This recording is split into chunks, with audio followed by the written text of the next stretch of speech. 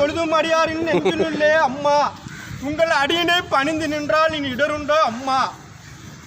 அம்மா, நாங்கள் காலம் ஃபுல்லா 18 வருட காலமாக நாங்கள் பணிபுரிந்து வருகின்றோம்மா. எங்களுக்கு நீதி கிடைக்கவில்லை அம்மா. கொடுமைக்கு கொல்லி வைக்க கொதிதலே வேண்டாம்மா அம்மா. இப்படியே போகும் அம்மா. எங்கள் டாஸ்மார்க்கோட வாழ்க்கை மாறும் அம்மா.